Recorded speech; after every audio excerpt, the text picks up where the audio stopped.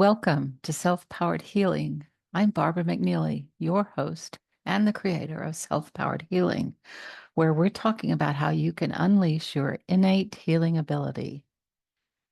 This is the final week of National Podcast Post Month, or as we like to call it, NaPodPoMo. Coming up this week, just before the end of the month, I have a healing story for you. You do not want to miss it. In today's episode of Self-Powered Healing, I'm going to talk about gratitude and how expressing gratitude can be healing.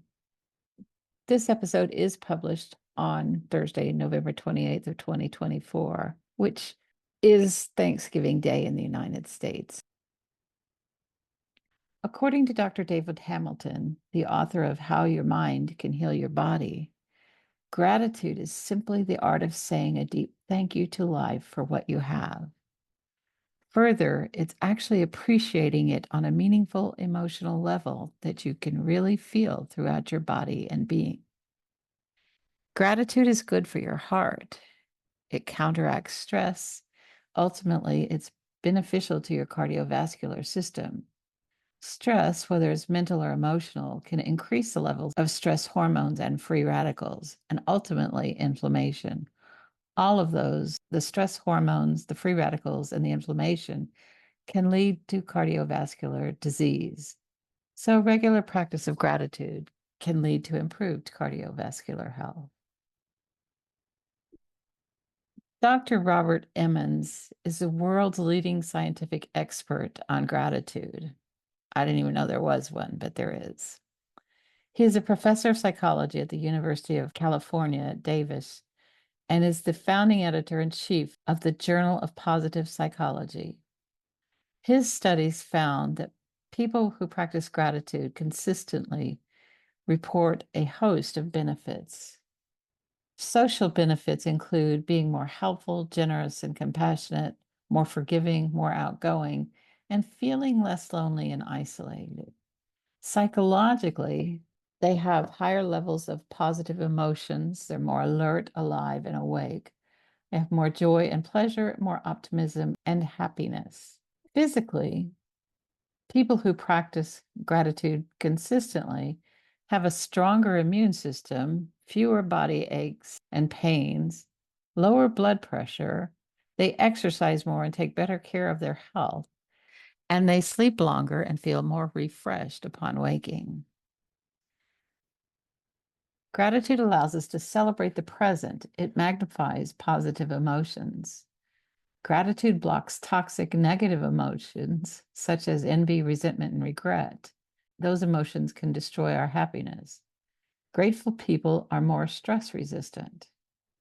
And grateful people also have a higher sense of self-worth. I found an article by Robert Emmons that gives the 10 ways to become grateful.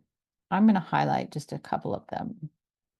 First one is to keep a gratitude journal, to establish a daily practice to remind yourself of the gifts, grace, benefits, and good things you enjoy.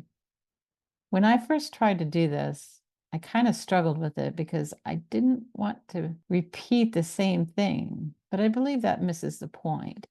It's okay to be grateful for your spouse or your family or your cat every day. You might find that you're grateful for a different reason on each day. Another technique he suggests is to remember the bad. You can be grateful in your current state by reminding yourself of the hard times that you once experienced and that you've overcome. He suggests that you use visual reminders to practice the gratefulness. The two primary obstacles to gratefulness are forgetting to do so and a lack of mindful awareness. Visual reminders can serve as a cue to trigger thoughts of gratitude. Sometimes the best visual reminders are other people. Another one he has is to go through the motions. If you go through the grateful motions, the emotion of gratitude should be triggered. Grateful emotions include smiling, saying thank you, and writing letters of gratitude. What am I grateful for today? I'm actually grateful for this NaPodPoMo experience, and especially for Jennifer Navarrete for creating this opportunity. I'm also grateful for everyone who has listened and encouraged me throughout this month. Grateful for my hubby for putting up with all the craziness that NaPodPoMo has brought into our home. And I'm grateful for my friends and family. What are you grateful for?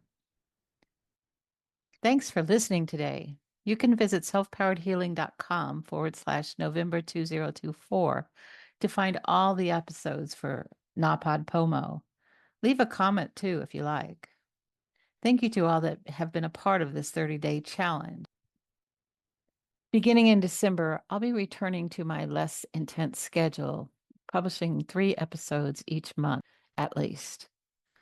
I also will have more healing stories coming up. Stay tuned.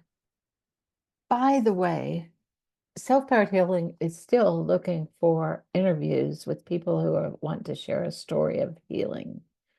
Do you have a healing story? I would love to hear about it and see if maybe you could share it on our show. So if you're interested in sharing, then visit selfpoweredhealing.com/share to schedule a chat. You aren't committing at this point. You're just having a chat with me to see what your story is about. It will be confidential unless or until you decide you want to share. And if you get there and there's not a convenient time for you, send me a message because we'll always find a time. And remember this always, you are a magnificent being with powerful innate healing abilities.